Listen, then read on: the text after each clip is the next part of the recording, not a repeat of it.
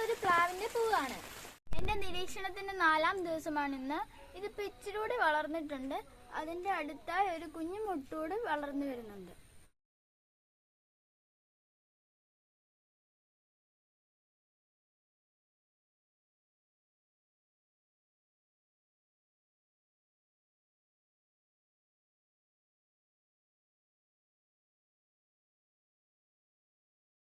ഇത് കൊക്കോ ചെടിയുടെ വിടർന്ന് നിൽക്കുന്ന ഒരു പൂവാണ്.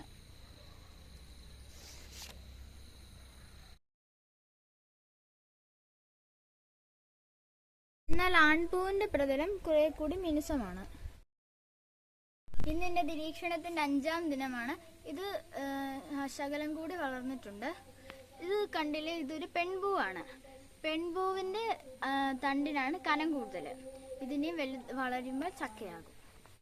സീതപ്പഴത്തിന്റെ മൊട്ടാണ് ഇത്. ഇന്ന് ഞങ്ങളുടെ നിരീക്ഷണത്തിന്റെ 8ാം ദിവസമാണ്.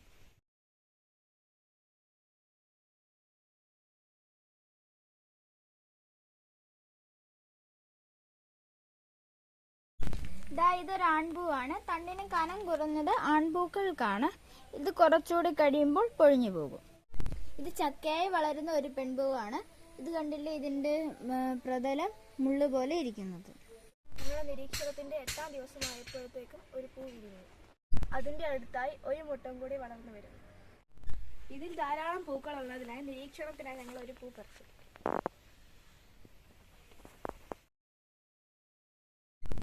ഇത് കൊക്കോ കായാണ്. ഇതൊരു സിമ്പിൾ ഫ്രൂട്ടാണ്.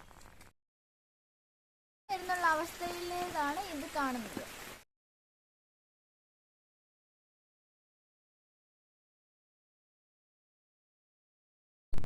ഇത് മൾബറിയുടെ ഫലമാണ്. ഇതൊരു മൾട്ടിപ്പിൾ ഫ്രൂട്ടാണ്.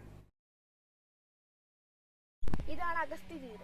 ഇതിൽ പൂ ഉണ്ടായതിനു ശേഷമാണ് ഇത് ഞങ്ങളുടെ ശ്രദ്ധയിൽപ്പെട്ടത്. ഇതിൽ ധാരാളം മുട്ടകളും ഉണ്ട്. ഇതിന്റെ പേര് അഗസ്ത്യ ചീര എന്നാണെങ്കിലും ഇത് പയർവർഗ്ഗത്തിൽപ്പെട്ട ഒരു സസ്യമാണ്. ഇതിന്റെ ഇലകളും പൂക്കളും തോരൻ വെക്കാനും കറി വെക്കാനും ഉപയോഗിക്കും. ഇതിന്റെ പച്ചക്കറിയായിട്ടും ഉപയോഗിക്കും. ഇത് വളരെ പോഷക സമൃദ്ധമായ ഒരു സസ്യമാണ്. ഈ പൂ വിടരാൻ തുടങ്ങിയിട്ടുണ്ട്. ഇത് മുള്ളാത്തയുടെ പൂവിന്റെ ഭാഗങ്ങളാണ്. ഇത് കൊറോള. പുറത്ത് 3 തറുകളും അകത്ത് 3 തറുകളാണ് കാണുന്നത്. ഇതാണ് ആകാശവെള്ളരിയുടെ ഇതൊരു ലഘുഫലമാണ്.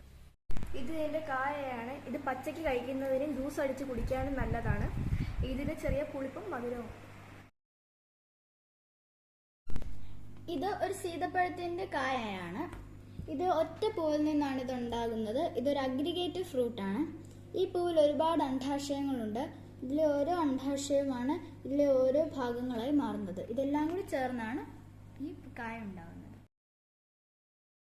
സീതപ്പഴത്തിന്റെ കായാണിത്. ഇത് കഴിക്കാൻ കൊള്ളില്ല. ഇത് വിഷമുള്ളതാണ്.